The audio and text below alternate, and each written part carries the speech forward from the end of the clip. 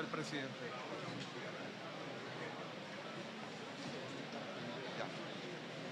Ya.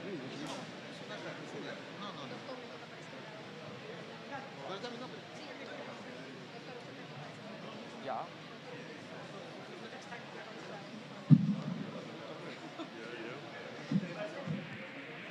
El strep al lado de la pantalla.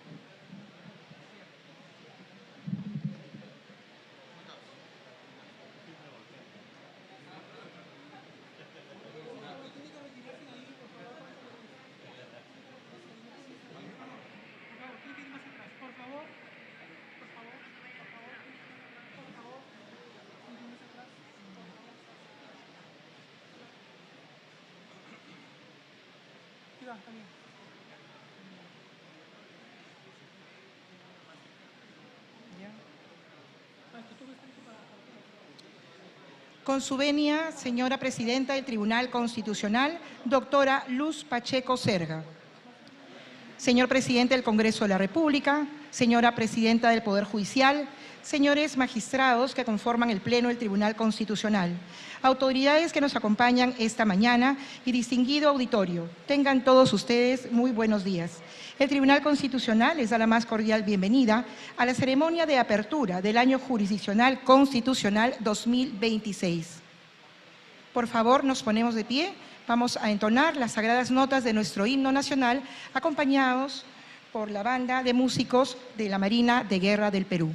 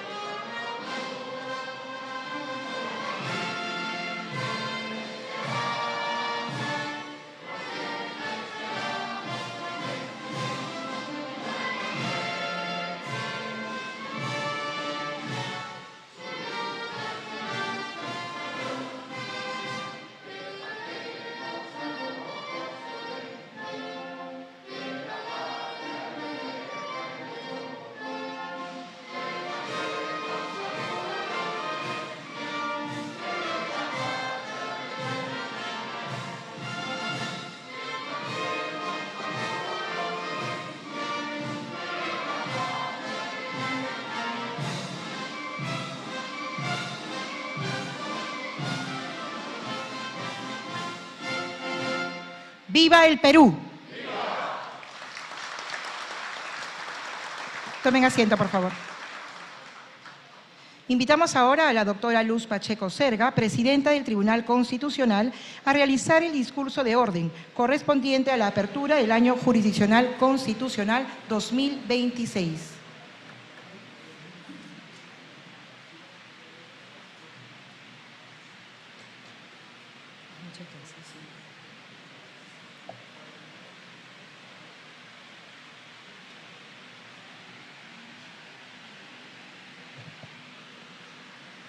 Señor Fernando Rospigliosi Capurro, primer presidente encargado de la presidencia del Congreso del Perú. Señora Janet Tello Giraldi, presidenta del Poder Judicial. Señores magistrados del Tribunal Constitucional. Señor presidente del Consejo de Ministros y también expresidente del Tribunal Constitucional, el doctor Ernesto Álvarez Miranda. Señor vicepresidente del Congreso, altas autoridades de los organismos autónomos que nos acompañan, señores ministros del Estado, también señores congresistas de la República, señores jueces supremos. Y tenemos también el honor de tener aquí a la jueza titular de la Corte Internacional, la doctora Luz Ibáñez, que nos da mucha alegría que nos acompañe.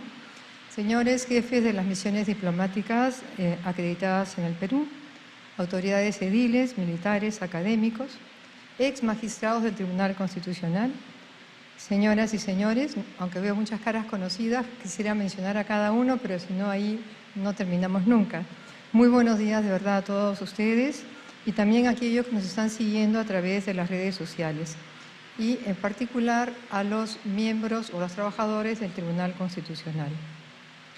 Como saben por los medios de comunicación, en esta semana he tenido la ocasión de asistir a la ceremonia de inicio de año de actividades tanto en el Poder Judicial como en la Junta Nacional de Justicia y el Ministerio Público. En todas ellas se ha reafirmado el compromiso de trabajar por la justicia con independencia e imparcialidad para lograr un bien mayor al que todos aspiramos, la paz. La paz ha sido definida como la tranquilidad en el orden, que tiene dos aspectos, uno interior y otro exterior. La paz interior no está normada por el derecho, ¿no? Pero sí por la moral, porque la moral es siente frente a uno mismo, en cambio el derecho exige que haya dos personas, ¿no? Entonces, mientras que la moral nos señala máximos éticos que se responderán a la escala de valores que cada quien asuma, y eso está muy ligado a la religión que se profese, pues nos da unas máximas, decía, exigentes, como puede ser en la moral cristiana, pues amar al prójimo como a uno mismo. En cambio, el derecho no nos pide tanto. Se limita simplemente a que haya unas exigencias que permitan una convivencia pacífica. Y eso pasa por respetar los derechos ajenos, como puede ser la propiedad privada, la vida, la honra, etc. Porque solo así se puede establecer vínculos de confianza y de amistad, que son característicos de una paz social o de una sociedad auténticamente pacífica. O sea que la paz no es un equilibrio de fuerzas. O sea, ¿quién tiene más fuerza? Pues tengo paz, no, ahí tengo miedo a que me ataquen. Son dos conceptos distintos. Entonces, creo que el primer reto que tenemos aquí, no solo quienes estamos en el sistema de justicia, sino todos los ciudadanos, es erradicar la cultura de sospecha, siendo cada uno de nosotros personas fiables, ¿no? Cuya palabra se cumple, aunque haya dificultades, porque eso es el principio de la buena fe. El presupuesto de lo jurídico es el actuar de buena fe. Si uno piensa que el otro miente, pues no puedes celebrar un contrato, no puedes hacer nada. Por eso decía que me parece que es el punto más importante a conseguir en todo el país y en todos nosotros, aunque tengo por delante personas de gran calidad moral. El otro día, el martes, el Fiscal de la Nación hacía notar que toda actuación del Ministerio Público, y podemos decir que ocurrió lo mismo en quienes administramos justicia, hay dos partes, y la que no obtiene una decisión de acuerdo a sus expectativas queda descontenta. Por eso es razonable que no todos simpaticen con las decisiones. Sin embargo, para alcanzar el Estado de Derecho y lograr esa paz social a la que aspiramos, es indispensable acatar las decisiones de los órganos encargados de administrar justicia y de emplear los mecanismos para impugnarlas. Lo contrario lleva al caos y a la inseguridad jurídica. Por eso quisiera hacer referencia a que es comprensible que haya personas que critiquen nuestras decisiones. Se entiende, porque si 7 magistrados no nos ponemos de acuerdo, ¿cómo vamos a pretender que toda la sociedad esté de acuerdo con lo que hemos decidido? Eso es imposible, ¿no? Pero, como saben, es fundamental que en esa diferencia de opiniones, y así procuramos hacerlo, aunque cada magistrado se ha convencido que su solución era la mejor, la más acorde con la Constitución, pues si la mayoría logra una decisión distinta, que es la que prima, aunque no dejemos de defender nuestra postura, defendemos la decisión de la mayoría porque eso es lo que hay que acatar, estemos de acuerdo o no estemos de acuerdo. Con ese preámbulo, quiero referirme a una decisión que sé que ha generado especial controversia, que ha sido referida a la constitucionalidad de la Ley 32.107 sobre delitos de lesa humanidad. Yo quiero precisar que lo que voy a exponer a continuación no es la postura del tribunal, es la mía personal. Y si lo hago es porque no tengo la esperanza de que a lo mejor después compartamos esa postura, ¿no? Por eso es que quisiera explicarla. Como todos saben, el artículo 107 de la Constitución dice que cuando no se alcanza 5 votos para declarar la inconstitucionalidad de una norma demandada, el tribunal dicta sentencia declarando infundada la demanda. Por tanto, la constitucionalidad de esa norma queda convalidada a través de esa sentencia. Y el artículo 7º de ese mismo código establece que los jueces no pueden dejar de aplicar una norma cuya constitucionalidad haya sido confirmada en un proceso de inconstitucionalidad o en un proceso de acción popular. Y entonces viene la pregunta, ¿y qué ocurre con el control de convencionalidad? ¿Qué ocurre con la independencia judicial?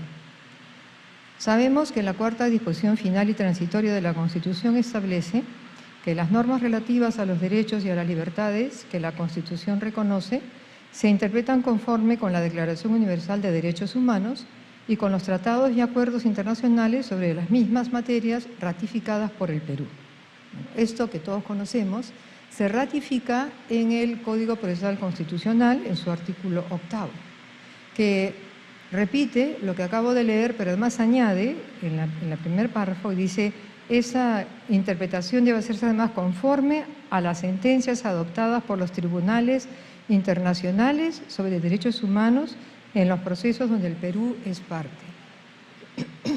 Entonces tendríamos acá 2 parámetros de obligatoriedad. Por un lado, lo que dicen los tratados y por otro lo que dicen los tribunales internacionales. Sin embargo, el segundo párrafo hace una salvedad muy importante.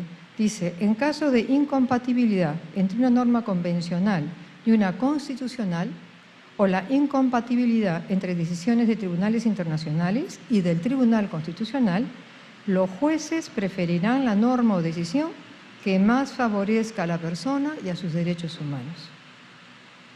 Ok, para completar este cuadro, tenemos que la Convención Americana sobre Derechos Humanos, en su artículo 29, establece las reglas para interpretar los alcances de la Convención.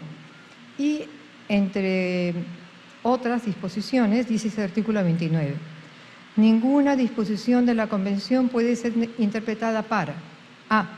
Permitir que alguno de los Estados parte, grupo o persona suprima el gozo y ejercicio de los derechos y libertades reconocidos en la Convención o limitarlos en mayor medida que la prevista en ella.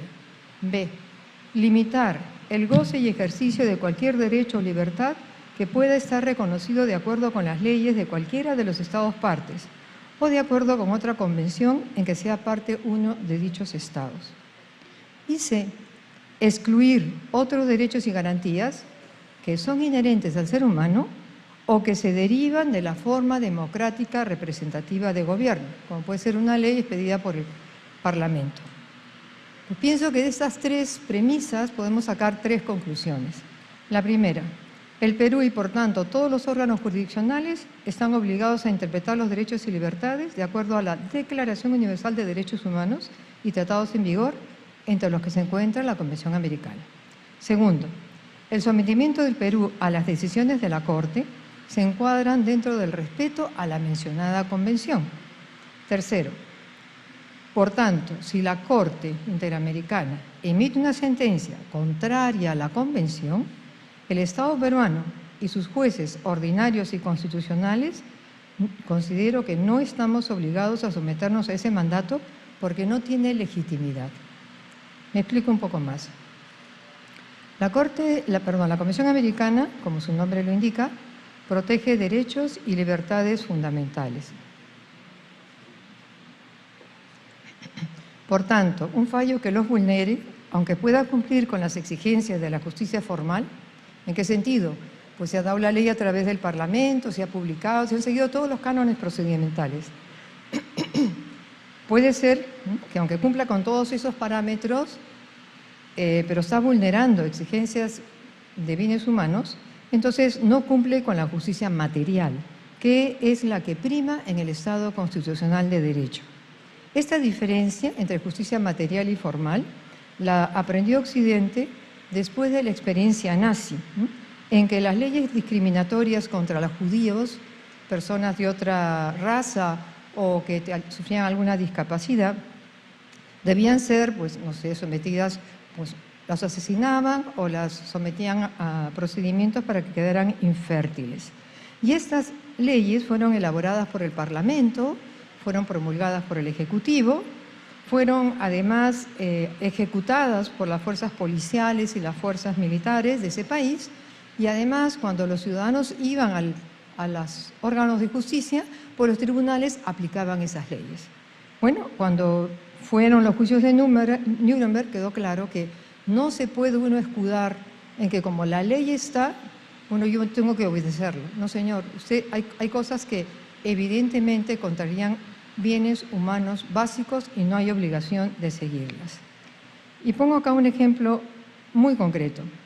Como algunos recordarán, el artículo 4 de la Convención Americana sobre el derecho a la vida dice: toda persona tiene derecho a que se respete su vida. Este derecho estará protegido por la ley y en general a partir del momento de la concepción. Nadie puede ser privado de la vida arbitrariamente. O sea, está diciendo que la vida se protege desde la concepción, de manera similar a como dice la Constitución peruana en su artículo 2, inciso 1. Pero ¿qué ha pasado en el año 2012? La Corte, en el caso Artavia Murillo y otros, contra Costa Rica, hizo esta distinción. Dijo: la Corte considera que es procedente definir, de acuerdo con la Convención Americana, cómo debe interpretarse el término concepción. Al respecto, sigue diciendo, la Corte resalta que la prueba científica concuerda en diferenciar dos momentos complementarios y esenciales en el desarrollo embrionario: la fecundación y la implantación. ¿Y qué concluye? Si el tribunal observa que solo al cumplirse el segundo momento se cierra el ciclo que permite entender que existe la convención.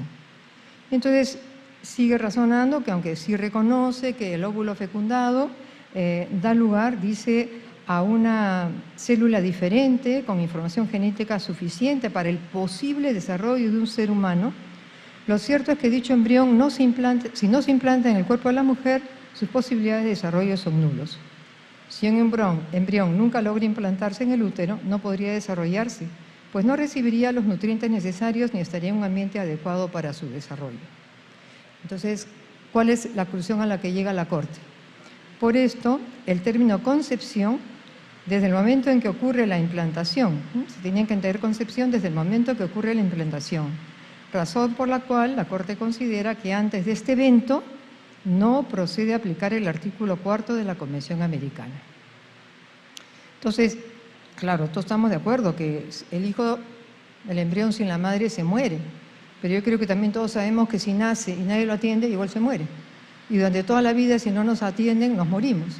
Entonces no podemos, creo yo, calificar que tiene derecho a la protección a la vida según su grado de desarrollo. Leyendo esa sentencia veía que incluso dicen, no hay estudios científicos entre lo que pasa desde la fecundación hasta la anidación. Qué pena me da que en el 2012 no hayan leído, por ejemplo, lo que escribe Jérôme Lejeune, que es un genetista francés que descubrió el cromosoma que da origen al síndrome de Down. Y él en sus estudios evidencia cómo es el cerebro del embrión el que ordena que se suspenda el ciclo menstrual de la madre para poder anidarse en el útero. No es que el cerebro de la madre porque está embarazada, no. Es el cerebro del embrión. Entonces, ¿cómo vamos a negar que es un ser distinto a la madre? Solo que es un ser absolutamente indefenso. Inclusive ya esa unión de células permite hacer un ADN distinto al de la madre y al padre. ¿Qué creo yo? Pues creo que esta conclusión de la Corte es contraria a la letra a lo que dice el artículo 4.1, ¿no? Al decir no va a ser en la concepción, es después en la implantación, que es un momento posterior. Entonces, a mi modo de ver, al emitir un fallo que no solamente puede ser discutible, sino que es contrario a un texto expreso, como decía antes, no me parece a mí que podamos sentirnos obligados a obedecerlo. Con esto yo no estoy llamando a una desobediencia civil, ni a una desobediencia jurídica. Lo que estoy, creo, haciendo, y de verdad es mi propósito, invitarlos a reflexionar para darnos cuenta que lo importante no es qué tribunal dice algo, sino qué dice el objeto de la decisión. No porque lo diga la Corte Interamericana, no porque lo diga la Corte Penal Internacional, no señor, pero ¿qué está decidiendo? ¿Está protegiendo los bienes humanos básicos, sí o no? Lo que pues acusa al chavismo ahora es que había todo un aparato represivo que va de todos los estamentos del Estado para perseguir al opositor político, un poco lo que pasaba con los nazis. Entonces, como digo, no puede uno decir como está en la ley, como se hace, no señor, no me basta que sea un tribunal internacional. Si yo soy un verdadero demócrata, creo yo, y creo que todos lo somos, me parece a mí que debemos dar un paso adicional que será lo extraordinario, porque lo ordinario será que la Corte decida conforme a la Convención. Pero si en algún momento no lo hace, creo que los Estados tenemos el derecho de no sentirnos, no estar obligados. Bueno, eso era un poco mi preámbulo que quería compartir con ustedes, dejárselos para su reflexión, ya cada uno sacará la conclusión que quiere. Y ahora pasamos, sí, perdón, aquí decía, ¿no?, que ese auténtico control de convencionalidad, entonces, nos exige ser muy respetuosos de las normas de la propia Convención, también de la Constitución y del Código Procesal Constitucional. No salirnos de esos parámetros que hemos todos jurado defender. Entonces paso ahora a hacer un recuento rápido de la labor que hemos realizado en el año pasado. Primero empezamos por el área jurisdiccional. Tenemos aquí unos cuadros donde vemos cómo ha ido aumentando la carga procesal, pero antes las audiencias públicas. Hemos hecho 33 audiencias públicas en la ciudad de Lima y 6 descentralizadas. La verdad que no hicimos más porque no teníamos presupuesto, sin decir nada a nadie. Pero bueno, esa es la realidad, ¿no? Y ha habido 87 sesiones jurisdiccionales. En cuanto a la carga procesal, que ya sería la siguiente diapositiva, miren ustedes cómo en el año 2023 ingresaron 5.058 expedientes, resolvimos 4.093. Al año siguiente, 24, apenas y 50 más, 5.132 y 4.098. Pero en el año pasado, más de 1.000, o casi 1.500 expedientes han ingresado adicionalmente. Hay 6.272.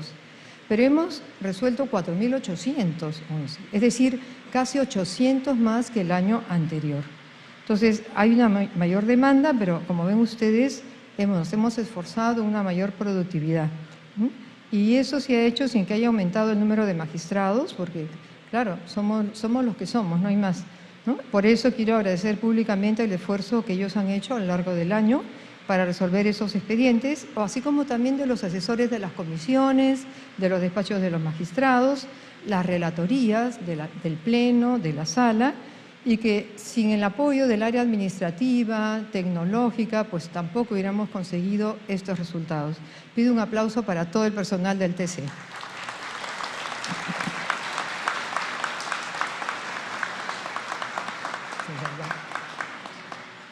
Muy bien.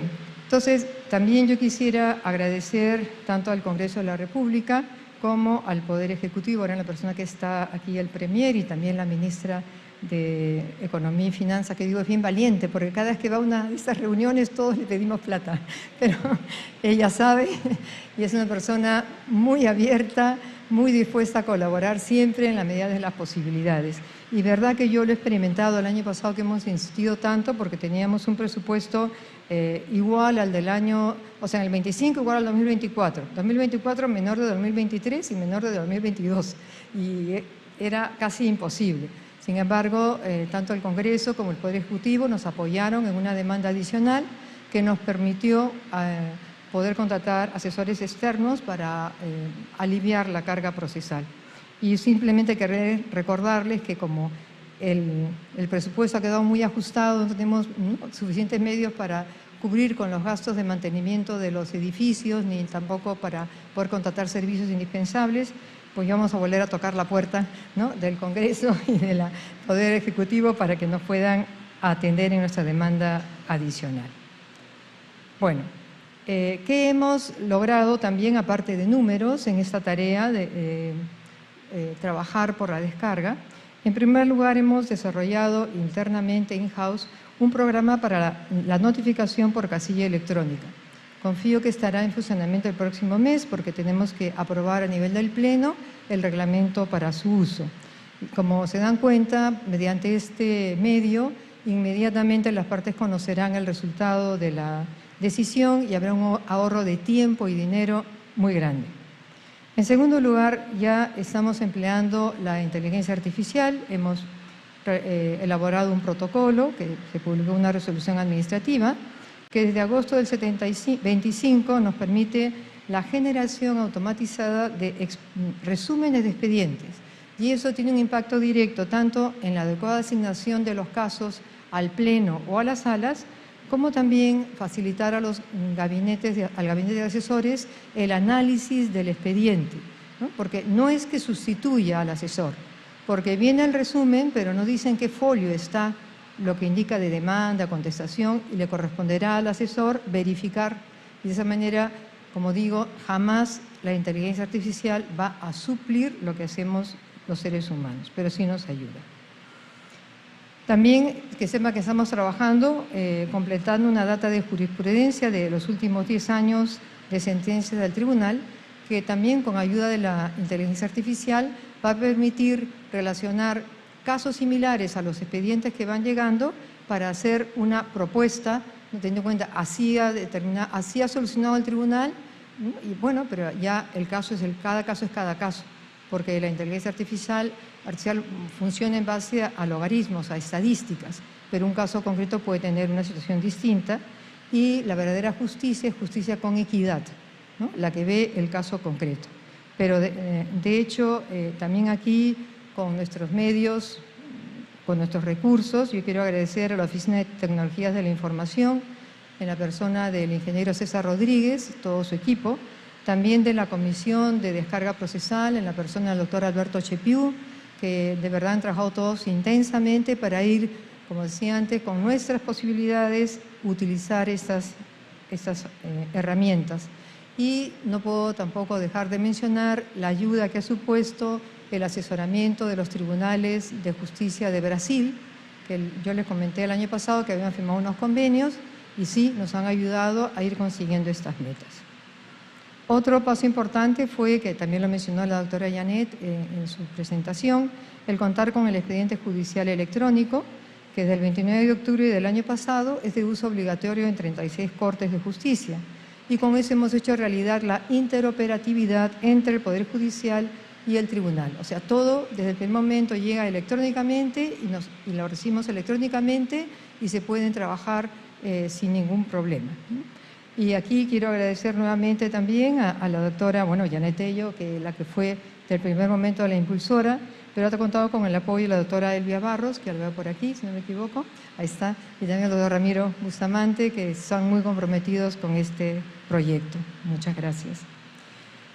Respecto a las proyecciones, pues de la jefatura de gabinete, que es la que dirige a 34, ven ustedes, 34 asesores para 7.000 expedientes, ¿no? Son poquísimos, ¿no? Por eso necesitamos auxilio. Y ellos han elaborado 6.000 anteproyectos. No hemos publicado todos porque hay que hacer hay que analizarlos. Pero ellos se han comprometido a lograr 8.000 para este año. pero para eso cuento también con el apoyo del presupuesto adicional. Por su parte, la sala y el pleno deseamos superar los resultados que han visto ustedes, que han sido altos del año pasado, pero no queremos sacrificar la calidad por la cantidad. Me parece que ya dependerá del futuro Parlamento plantearse la conveniencia de crear una sala más, con 3 magistrados más, ¿no?, para que la justicia constitucional pueda ir a un ritmo un poco más veloz del que está haciendo ahora. A continuación voy a hacer un rápido resumen o mención, porque no se trata de mencionar todas, de algunas sentencias que considero que son especialmente relevantes. La primera es el reconocimiento de beneficios penitenciarios. Esta disposición hace ya un año, que ustedes saben que el beneficio penitenciario consiste en la posibilidad de redimir trabajo o estudio por tiempo de condena. La sentencia recuerda que se trata de beneficios, no son estímulos, pero no son derechos como es la materia penal. Y se ha establecido que los requisitos que hay que exigirse para hacer este cálculo de redimir la pena es la establecida en la ley vigente al momento de la condena. Y lo que nos parece más importante, después de lo que hemos visto todos en los medios de comunicación, que esa concesión, ¿no?, de decir ya la persona está socializada, que salga, ya cumplió con tantos días de beneficios de trabajo, de estudio, pues que no sea automática, que tanto el juez como el INPE, bajo responsabilidad, tienen que asegurar a la sociedad que la persona está resocializada, que va a respetar los valores democráticos y no que salga a ser más bien, no sé, a exhibir que no las comparte, ¿no? O que simplemente sin exhibirlas después del INPE. Otra sentencia también es que no es aplicable la previsión preventiva o la detención preliminar de un agente policial que actúe en cumplimiento de sus funciones o en uso del arma reglamentaria, ¿no? Claro, porque tiene que garantizar otros bienes constitucionales. La siguiente es que fue la famosa ley Reinfo, que se consideró que había una sustracción de la materia. Sin embargo, la mayoría exhortó, ¿no?, tanto al Congreso como al Poder Judicial para que cualquier marco jurídico normativo no incluyera exención de responsabilidades penales referidas a delitos medioambientales, civiles y administrativos en ese proceso de formalización. Un caso que ya habíamos resuelto hace unos años, pero hemos tenido oportunidad de volver sobre este tema, es que se declaró inaplicable el artículo 23 del Decreto Ley 19.846, que exigía al viudo tener la condición de inválido o acreditar incapacidad para subsistir por sí mismo a la fecha del fallecimiento de la causante, ¿no? Se supone pues que la mujer es la que había aportado y él quedaba y pedía la pensión y le decían, no, tú no estás enfermo, tú no dependías de tu mujer, tú no... Además tienes que tener por lo menos, me parece que era 65 años. En cambio, si era la mujer la que pedía la pensión, no importaba que fuera sana o enferma ni la edad que tenía. Es una clara discriminación. Entonces hemos vuelto a señalar esto. Con respecto a una ordenanza municipal, se excluía por una ordenanza municipal de Ucayali, de la Municipalidad Provincial de Contamaná, en Loreto, excluía el territorio de esa jurisdicción de las propuestas de creación de áreas naturales protegidas y de reservas indígenas, lo cual nos parecía a nosotros que era un grave daño para el medio ambiente y una omisión en cuidar la Amazonía. También una sentencia que dio mucho que hablar, que queda al frente, es el lugar de los hechos, es aquella que declaró infundada la demanda de amparo presentada por la provincia franciscana de los 12 Apóstoles del Perú contra la Municipalidad de Lima y el Ministerio de Cultura por el muro perimétrico que construyó en la plazuela de San Francisco. Lo que se quedó acreditado es que ese muro se hizo en la época del terrorismo, 1982, lo construyó la comuna, la UNESCO no ha dicho que estaba en contra de que se quitara nuevamente y pues decidimos pues que sí, que tenía derecho la municipalidad a quitar ese perímetro, pero además ofreció de palabra en ese momento y por escrito el alcalde que ayudarían a la comunidad franciscana con métodos modernos para cuidar su protección a través de cámaras de seguridad. Otra sentencia que dio mucho que hablar fue aquella que declaró inconstitucionales 2 números de un decreto legislativo 1373 sobre extinción de dominio, porque consideraba que tal como estaba redactado, violaba el derecho fundamental a la propiedad, el principio de irretroactividad de las normas, el derecho a la presunción de inocencia y el debido proceso, porque no permitía ejercer el derecho de defensa. La siguiente es aquella que exhortó, diría yo, para resumir, al Ministerio Público y a la Policía a elaborar protocolos de actuación interinstitucional, porque lo que a todos nos preocupa es la inseguridad ciudadana. Lo que queremos es que trabajen de la mano la Policía y el Ministerio Público y el Poder Judicial para acabar con esta plaga que todos los días pues, mata personas o hace que se cierren negocios. Eso es básicamente, ¿no? Porque esta norma lo que ha hecho es como consolidar la actuación de la policía en la investigación del delito, pero ya se pondrán de acuerdo entre ellos. Las siguientes dos sentencias me parecen también que han tenido poco eco, pero son muy interesantes. Son aquellas que declararon un estado de cosas inconstitucional en la falta de atención de la salud de personas que sufren aquellas enfermedades que se conocen como raras y huérfanas en el Perú. O sea, habiendo presupuesto, vimos que no se estaba empleando, que las personas no tenían la atención de vida. Y quiero agradecer también aquí al Defensor del Pueblo porque ha estado acompañando a los familiares de estas personas para que puedan gestionar ante las autoridades competentes la atención. El siguiente caso, bueno, también muy mediático, fue que el TC, por mayoría, declaró fundada la demanda de habeas corpus de Keiko Fujimori y anuló las resoluciones emitidas en el caso Cócteles, que después ha sido también de una manera refrendada por la Corte Suprema cuando ha establecido, ¿no?, que si un hecho no es delito al momento de cometerte, no te pueden estar procesando, bueno, menos condenando, ¿no? Otro punto que yo creo que será de interés para todos aquellos que trabajamos en el área jurisdiccional, ¿no?, es que una petición de habeas data solicitando un ciudadano que se le entregara copias de la ponencia que se había presentado a los magistrados para la votación, los informes de los magistrados que vieron el caso, los informes de los asesores y toda la información contenida en el cuadernillo que ese tiempo era físico, amarillo o azul, ¿no?, que era un expediente ya resuelto. Bueno, lo que vimos nosotros es que todos esos documentos son parte del proceso deliberativo y por tanto no son información pública y no dan derecho a exigirlo mediante una acción de habeas data. Y la última sentencia, que también creo que es importante, es que se trata de la declaración declarar fundada una demanda de amparo interpuesta por los hermanos de un congresista contra el organismo especializado para las contrataciones públicas eficientes, que antes se llamaba Organismo Supervisor de las Contrataciones del Estado, la OSCE, porque afectaban el derecho a la libertad de contratación, ya que, según esta norma, esos familiares no podían ser ni participantes, postores, contratistas o subcontratistas en cualquier otra entidad del Estado, no solo del Congreso.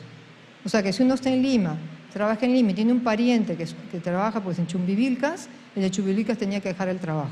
Eso es una cosa absolutamente desproporcional, ¿no? Entonces, eso se ha reafirmado. Vamos al área administrativa, que es la segunda área. Quién sabe lo primero, y aquí podemos chocar las manos con la doctora Yanet Tello, porque también hemos alcanzado, ¿no? Hemos ido subiendo la ejecución presupuestal desde el 91% en el 2022, 91, 26, 23, 95, 40 en el 24 y esta vez 98, 31. O sea, 7% más que el año pasado. Y eso tampoco se habría conseguido si en el apoyo, y aquí también agradezco, al secretario general, el doctor César Orrego, al director general de administración, doctor Rodolfo Amán, y a todo el equipo, porque no es una persona, presupuesto, no, todo, planeamiento, personal, todos han colaborado.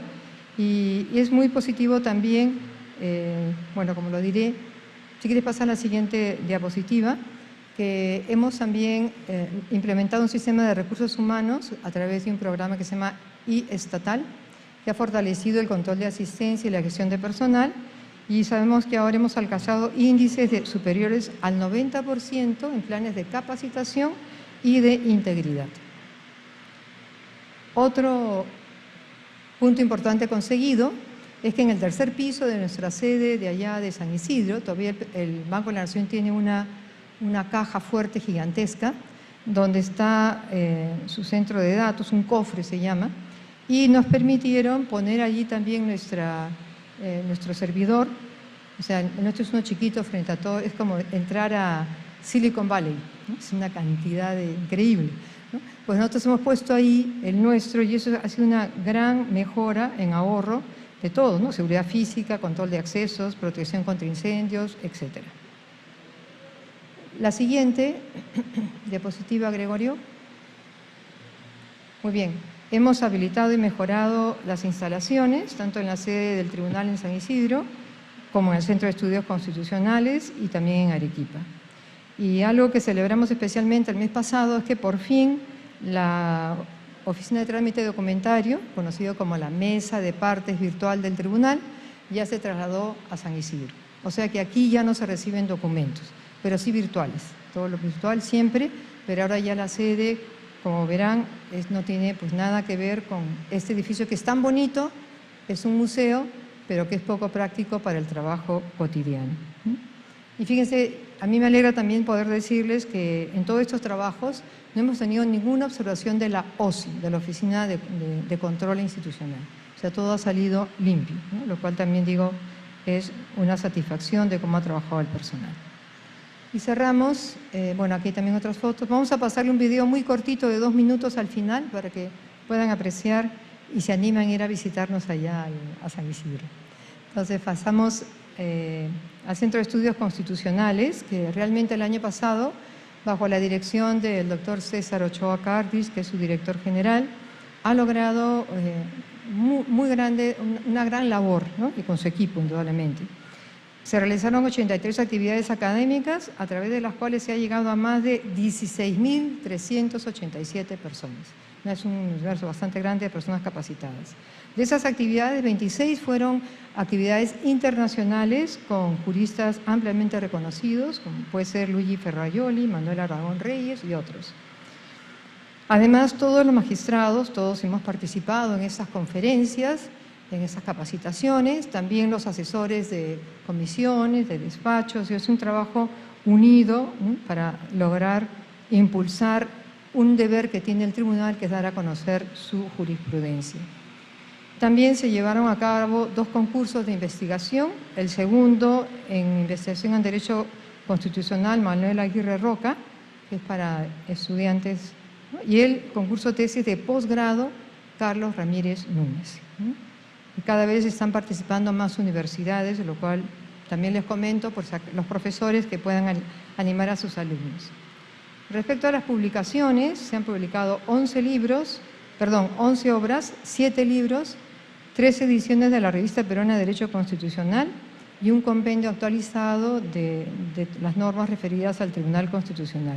De este paquete, diría, lo más importante es que se ha conseguido por fin la Revista Peruana de Derecho Constitucional esté indexada en el catálogo de LATINDEX. Y quiero agradecer también públicamente la donación que hicieron las viudas de 2 ilustres juristas. La primera del expresidente del tribunal, doctor Manuel Aguirre Roca, que nos donaron 4.467 libros, al punto que hemos tenido que crear una sala especial para que se pueda leer. Y la segunda del jurista Javier Vallerriestra, que fue el que impulsó el Tribunal de Garantías Constitucionales, 5.014 libros. Parte de esa biblioteca la vamos a mandar a Arequipa, porque es nuestra sede también y hay gente que tiene mucho interés. Bueno, termino agradeciendo nuevamente a mis colegas magistrados del Pleno del Tribunal Constitucional por el trabajo desarrollado en defensa de los derechos fundamentales. Creo que, como pasa con todos, ¿no? O sea, no siempre hemos estado de acuerdo, pero estoy convencida que hemos aprendido a conocernos, a apreciar nuestras diferencias y aceptarlas con respeto, cordialidad y transparencia. Porque si un equipo humano no está unido, si al interior no hay unidad, difícilmente aquello camina para la sociedad. Y también agradecer a los trabajadores de las diversas áreas, jurisdiccional, administrativa, por su esfuerzo en sacar adelante esta institución. Y a todos por acompañarnos en este comienzo del año jurisdiccional constitucional. Muchas gracias.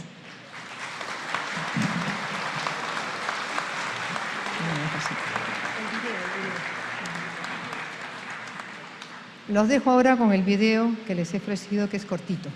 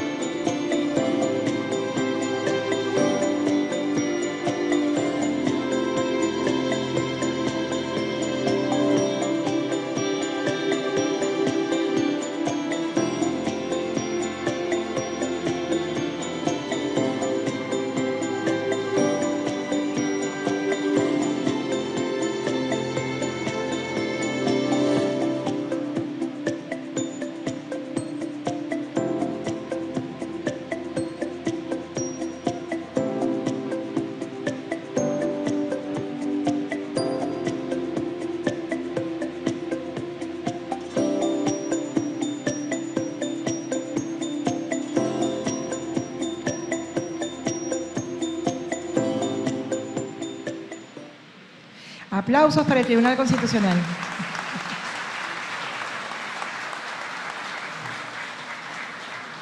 Seguidamente, lectura de la conformación de la Sala Primera y Sala Segunda del Tribunal Constitucional a cargo del doctor César Orrego Azula, Secretario General del Tribunal Constitucional. Con su venia. Resolución Administrativa 001-2026 PTC, dado en Lima el 7 de enero del 2026. Vista la comunicación del Secretario General del 6 de enero del 2026, se resuelve. Artículo primero. Establecer la nueva conformación de la Sala Primera y Segunda del Tribunal Constitucional, las cuales quedan integradas de la siguiente manera. Sala Primera, Magistrado Presidente, Pedro Alfredo Hernández Chávez. Integra, Magistrado Francisco Humberto Morales Arabia, Magistrado Manuel Monteagudo Valdés. Sala Segunda, Magistrado Presidente, Elder Domínguez Haro, Magistrados Luis Gustavo Gutiérrez Tixe, Magistrado César Augusto Ochoa Carrish. Firmado, Presidenta Luz Pacheco Cerda.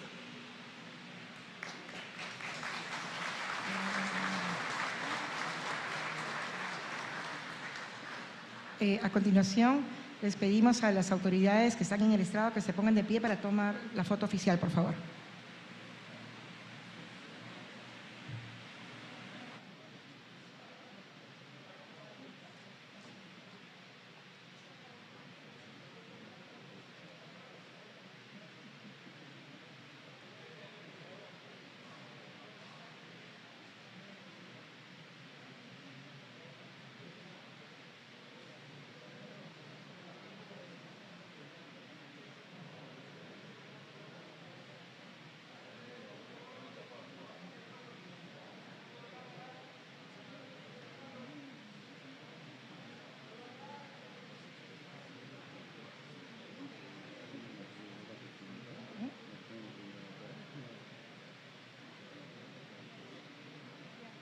Gracias.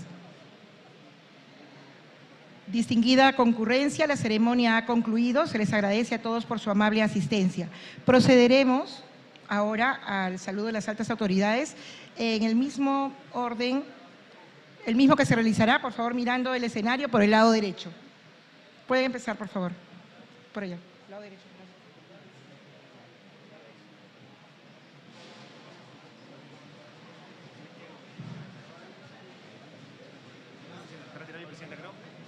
Presidenta, déjame ver. No me he hecho nada. ¿Tienes que sacar?